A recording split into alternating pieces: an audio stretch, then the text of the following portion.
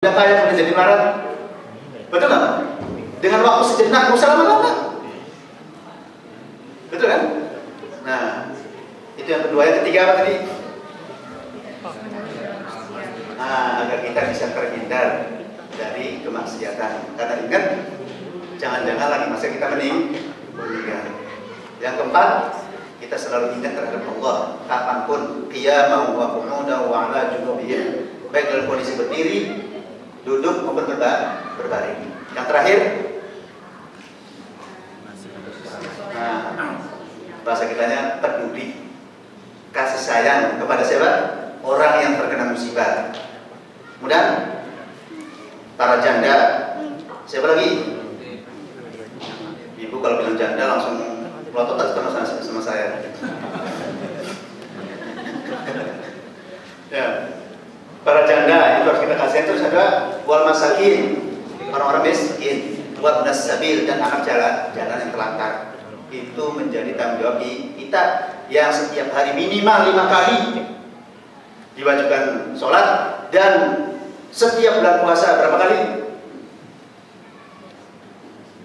11. Masa 5 ditambah 11 enggak membekas sama sekali? Benar nggak? Masa setiap hari 5 ditambah 11 berapa tuh? 16 kali. Masa nggak ada bekasan sama sekali? Kegila-gila tadi gitu. Betul nggak? Nah, mudah-mudahan setelah ini kemudian kita coba sholatnya benar ya. Kita sholat itu bukan sekedar kita ucapin, tapi kira-kira gimana kita bisa sedikit merenungi, sehingga apa yang kita ucapkan akan membekas dan mudah-mudahan berpengaruh dalam kehidupan kita sehari-hari. Mungkin itu saja yang bisa saya sampaikan. Mohon maaf, dan saya akhiri aku qouli hadza wa astaghfirullah lakum. Wassalamualaikum warahmatullahi wabarakatuh. Waalaikumsalam warahmatullahi wabarakatuh.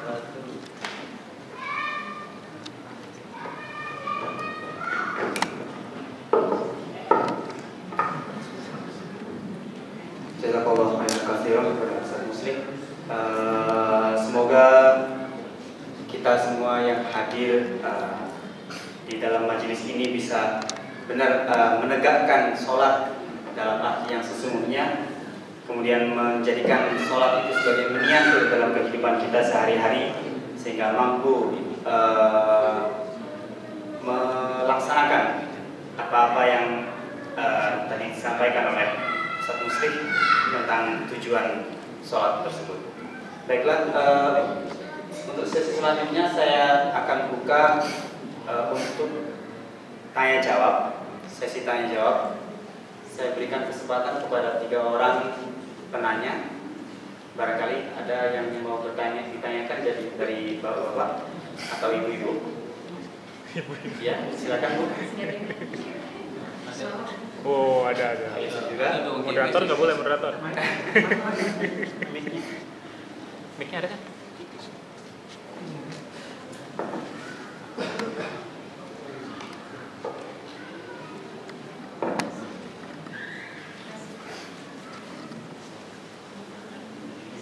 Ya, silakan. Assalamualaikum warahmatullahi wabarakatuh. Waalaikumsalam. Nah, ya. Saya dari senang sekali mendengar Ustaz mengatakan bagaimana agar kita itu mendengar panggilan Allah. Panggilan Allah kan dari yang kami sudah pelajari bahwa Allah memanggil kita di awal saat azan, sholat, saat kita Namanya apa? dan saat terakhir kita. Terus mungkin enak didengar di telinga, mudah diucapkan, tapi belum tentu semua dari bisa hadir. Ustaz sudah bisa memberikan penjelasan kepada kami. Kami yakin juga Ustaz pun sudah membiasakan diri, dan mungkin Pak Ustaz bisa memberikan pengalaman bagaimana bisa menghadirkan perasaan seperti itu. Satu. Kedua, pertanyaan kami dari Pak Ustaz ada tentang masalah tujuan sholat 1 sampai 5. Ada fakta yang berbicara dan ini mungkin hanya sebagai ibrah dan kabar ilmu buat kami. Ada Ustaz yang dari pengalaman itu Ustaz Oka dia pernah itu terus pesantren Zaitun. Sampai Pak Ustaz sudah kenal. Sampai akhirnya dia orang berilmu, dia orang Islam, dia tinggal di majelis yang Muslim. Dengan tepatnya juga seininya dia memutar balik semua dari tentang makna sholat kita.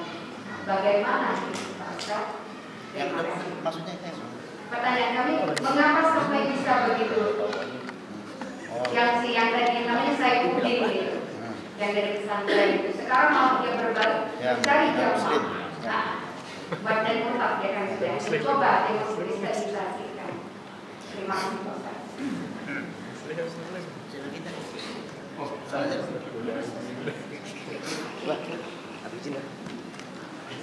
Assalamualaikum warahmatullahi wabarakatuh, Ustaz. Sebenarnya kan keren kan gitu kan, Bu di sederhana. Kira-kira supaya kita itu bisa menegakkan sholat itu bagaimana? Jadi jangan hanya mengerjakan sholat. Sepertinya sederhana, tapi level sebenarnya.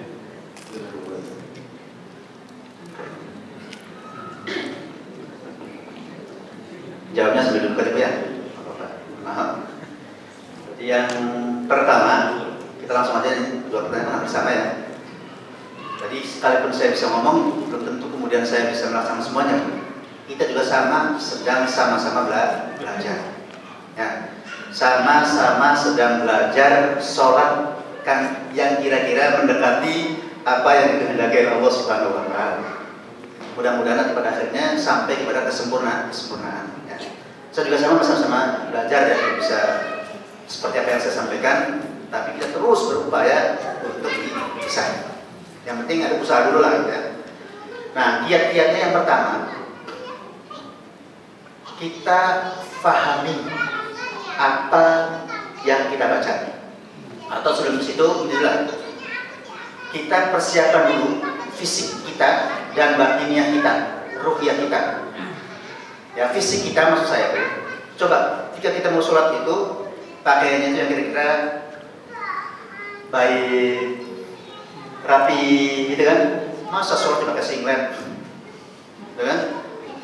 Ya bukan masalah sah dan gak sahnya maksudnya itu, tapi menunjukkan keseriusannya gitu. Gitu kan?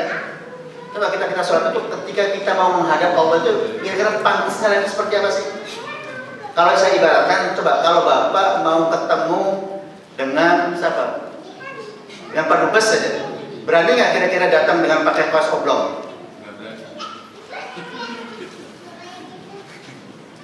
Itu baru bos kecil, bukan? Belum mau bos.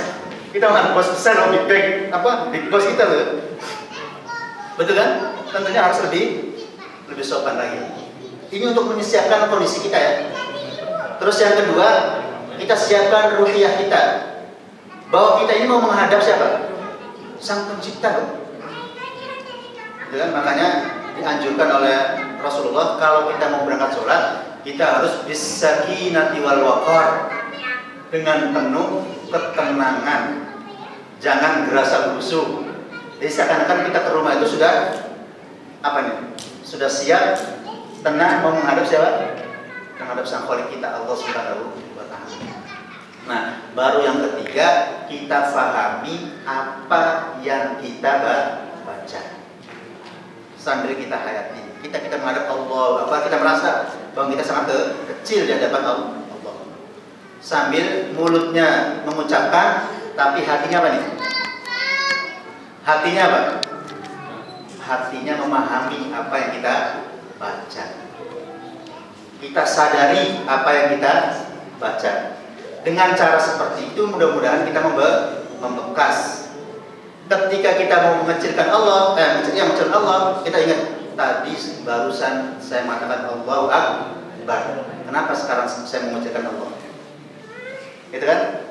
Ketika kita mau berbuat yang tidak-tidak, kita ingat barusan saya berikrar di hadapan Allah, inna sholati wa nusuki wa mahyaya wa mamati lillah. Nggak jadi. Makanya tanha anil fahsya'i wal munkar. Kenapa? Akan selalu membekas dalam diri kita. Tapi kalau kita nggak paham terhadap apa yang kita baca, ya wis, sholat mas sholat, gitu kan?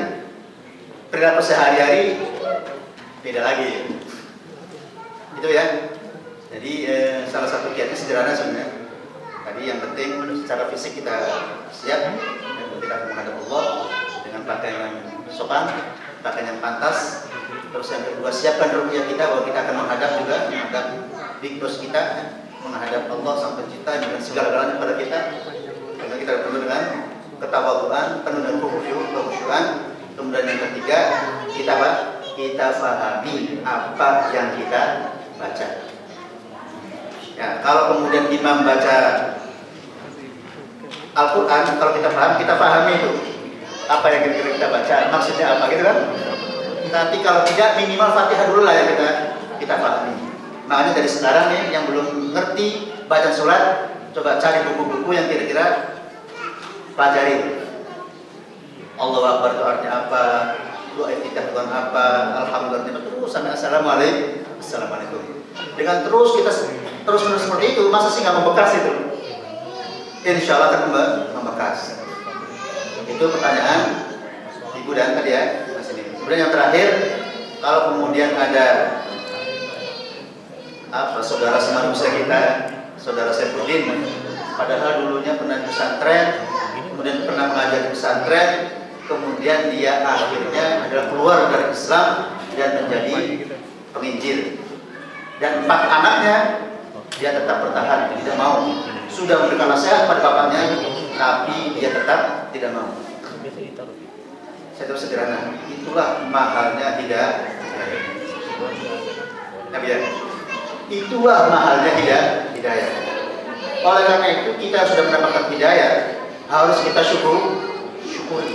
Dengan cara apa? Dengan kita serius, ya, dengan cara serius untuk memperhatikan aturan Allah Subhanahu wa Ta'ala, memperhatikan perintah Allah Subhanahu wa Ta'ala. Itu sebagai bentuk keseriusan bahwa kita akan mendapatkan hidayah dari Allah Subhanahu wa Ta'ala. Sudah masuk, keluar coba. Ya kan?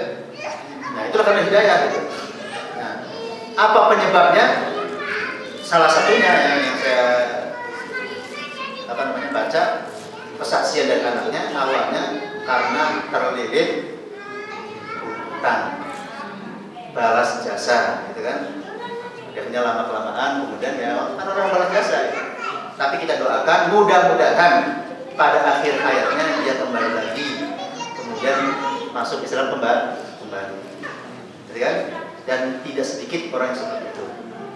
Ya, untuk saat ini dia sedang tersesat, gitu kan? Sedang jauh dari hidayah Allah, tapi kita doakan mudah-mudahan pada akhirnya Allah turunkan lagi hidayah. Itu ya. Terima kasih.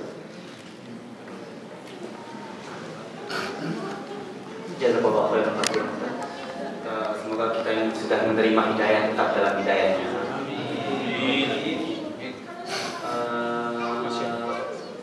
Sebelum saya tutup, mungkin ada yang mau tanya lagi satu orang. Kalau tidak ada, mungkin kita cukupkan kajian kita pada malam hari ini. Mari kita tutup majelis kita dengan membaca doa kafaratul majelis.